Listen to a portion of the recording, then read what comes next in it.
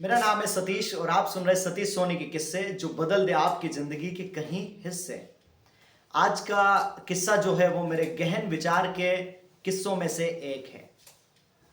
आज का किस्सा आध्यात्मिक है और यह आपके जीवन की गहराई तक टच करेगा। आपको इसे ध्यान से समझना होगा। मैं उदाहरण के साथ में आपको समझाऊंगा। जब हम कहीं बाहर प्रवास के लिए जाते हैं तो हम कुछ दिन यदि वहां पर रुकना हो तो एक कमरा किराए से लेते हैं या मकान किराए से लेते हैं और रहना चालू करते हैं वहां पे।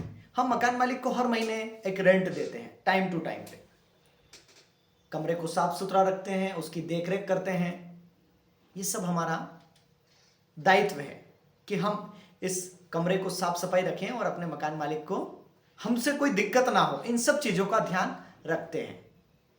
अब जो मैं समझाना चाहता हूं वो यहां से शुरू होता है। उस परमात्मा ने हमको ये जो शरीर दिया है, ये एक कमरा है, एक मकान है। इसकी साफ सफाई रखना, इसके प्रति जिम्मेदारी रखना, इसको स्वस्थ रखना हमारा दायित्व है। और भक्ति करके, परोपकार करके किराया चुकाना यह भी हमारा दायित्व है।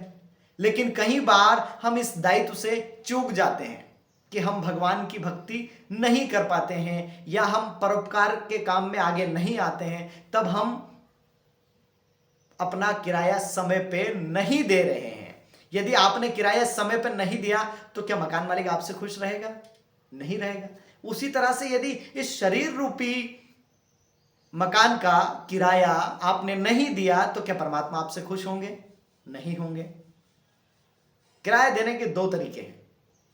या तो मंदिर जाइए या आप जहां भी जिसको मानते हैं वहां जाइए, वहां भक्ति करिए, अध्यात्म में उतरिए, या फिर परोपकार करिए। उस परमात्मा ने जो आत्माओं को बना के भेजा है उसकी सेवा करिए। दो तरीके हैं किराया देने के।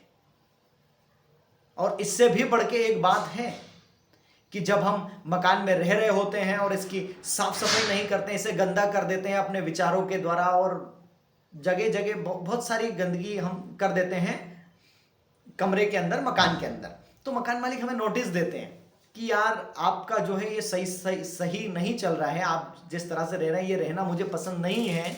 मैं चाहता हूं कि आप मकान को खाली कर दें। तो मकान मालिक आपको आके चेतावनी देते हैं कि भाई इसे खाली कर दीजिए, आपकी और मेरी नहीं बन रही है, ये सही नहीं चल रहा है आप जिस तरीके से रह रहे हैं।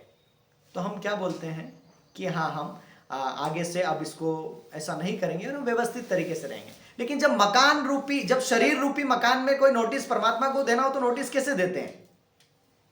जब कहीं कोई हादसा होता है, कहीं कोई एक्सीडेंट होता है तो वो आपको एक नोटिस मिलता है।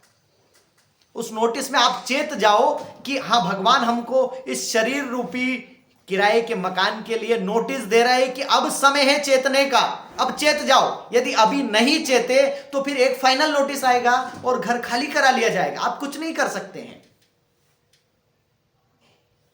इसलिए जैसा ध्यान हम किराए के कमरे का रखते हैं, किराए के मकान का रखते हैं, वैसा ही ध्यान इस किराए के शरीर का रखें। क्योंकि हम इसके मालिक नहीं हैं। हम मालिक होते तो हम हमेशा के लिए होते। हम तो परमानेंट नहीं है। हम तो कुछ समय के लिए, जितनी मनुष्य की उम्र है उतने समय के लिए आए हुए हैं। मालिक कौन है? मालिक इसकी आत्मा है। आत्मा सो परमात्मा। हम कौन है? हम किराएदार हैं। किराएदार को किराया किस तरह से चुकाना है मैंने आपको बता दिया है। मुझे पूरी उम्मीद है कि वीडियो आपको अध्यात्म के लेवल पे समझ आया होगा और सभी रूप में वीडियो बहुत समझने लायक है। इस वीडियो को यदि आपको समझ में आया हो तो आगे उन तमाम लोगों के साथ शेयर करें जो जिनका भला आप चाहते हैं, उनके साथ शेयर करें। और सतीश सोनी यूट्यूब को सब्सक्राइब कर लें ताकि आपको आगे आने वाले और भी वीडियो मिल सके।